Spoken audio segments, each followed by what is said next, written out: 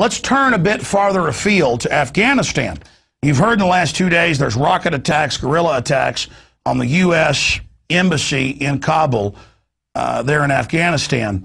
And what's really happening is you've got tribes that have their own opium fields burned by U.S. forces, but then select groups are allowed to grow their opium. That's why troops go in and say, are you part of our group? And if you're not, they burn your fields.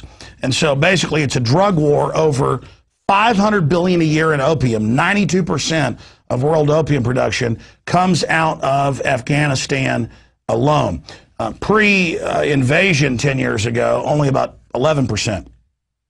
So it's up, I don't know, 9-10-fold, close to that. And it's the same thing with Vietnam, opium production exploding into the U.S. These are wars over illegal drugs. You make them legal, you take the profit out, this situation ends overnight. And we've got a couple clips here. The first one is ABC News from a year ago, in case you're a new viewer and doubting us, whitewashing it. U.S. military is concerned. They don't like helping grow opium, protecting it, helping ship it out.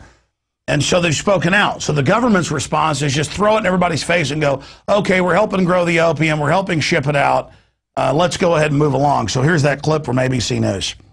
The Taliban finances much of its operations by selling opium, which is grown from poppies, which are right now being harvested. So here's the question. Why are American troops now helping Afghan farmers grow that opium? In western Kandahar, poppy farmers score, till, harvest their crop, and the Americans do nothing to stop them.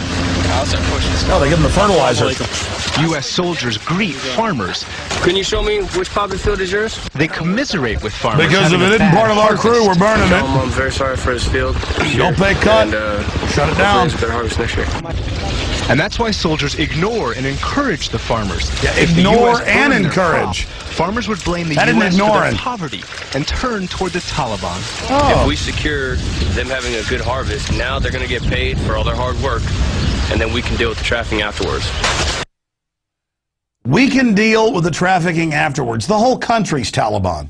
It's a bunch of tribes, but they know Americans are dumb. It's like our media claims Al-Qaeda is based in Iran. Those are Shiites. They're arch enemies of the Saudi Arabian Wahhabists. But I don't know the soccer teams in Pakistan, do you? Just like we don't know who the players are over there. They just completely play us as idiots. But it got worse with Geraldo Rivera. You can watch the whole clip online. Just type in Geraldo Rivera, U.S. government growing opium. They give them the fertilizer, security, and then load it on and fly it here. And we'll deal with the trafficking when your dumb kid uses it. We'll throw them in a private prison owned by big banks that launder the drug money. Let's play that clip. These troops have confiscated 10,000 pounds of opium before the profit reached the Taliban.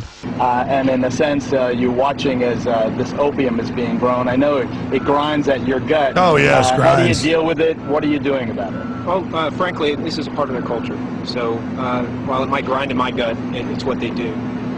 We provide them security, we're providing them resources, and we're providing them alternatives. The Marines are doing the good thing. Dave, Clayton, and Allison, back to you guys in New York. He just explains it better than we can ever read in any paper, what a dilemma it is with the opium trade. And they make so much money off the opium per yard there. They make so much money compared to those other crops. This is the group so it thing. Sounds great in theory, and Geraldo says this predicament that these politicians have put these guys in. Predicament. Tell them, hey, make a lot less money than the heroin you could be making with the poppy. And they can't destroy it. Right.